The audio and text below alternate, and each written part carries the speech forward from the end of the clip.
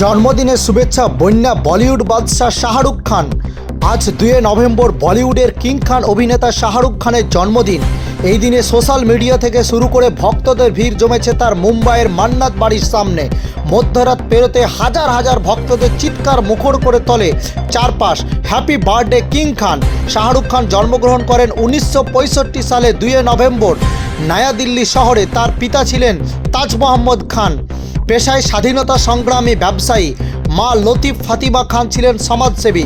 শিক্ষা জীবনে তিনি সেন্ট কলম্বো স্কুল থেকে পড়াশোনা শেষ করে ভর্তি হন হান্সরাজ কলেজে, দিল্লি বিশ্ববিদ্যালয়ে।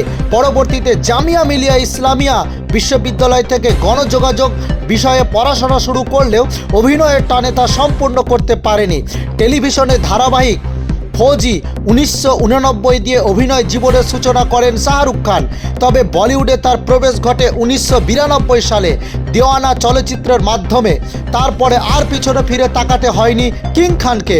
বাজিগার, দিলওয়ালে দুলহানিয়া সব থেকে জনপ্রিয় সিনেমা, কাভি খুশি কাভি গম, চেন্নাই এক্সপ্রেস, পাঠান, জওয়ান প্রতিটি ছবি তাকে নিয়ে গেছে সাফল্য শিখরে।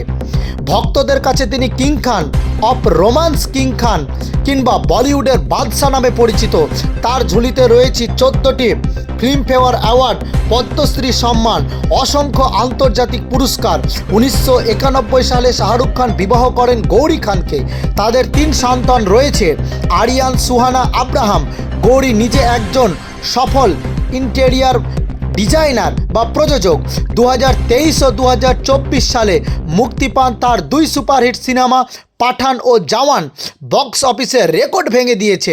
তার কারিশমা, পরিশ্রম, আত্মবিশ্বাস আজও তরুণ প্রজন্মের কাছে অনুপ্রেরণা। আজকের দিনে বলিউড বাদশাহ শাহরুখ খানকে অজস্র ধন্যবাদ ও জন্মদিনের শুভেচ্ছা জানিয়েছে গোটা দেশ। 59 বছর বয়সে যেভাবে তিনি দর্শকদের হৃদয় রাজত্ব করেছেন সেটা তার প্রমাণ রাখে না। 60 বছরে পা দিল বলিউড বাদশাহ কিং খান। জন্মদিনের শুভেচ্ছা গোটা দেশ জুড়ে।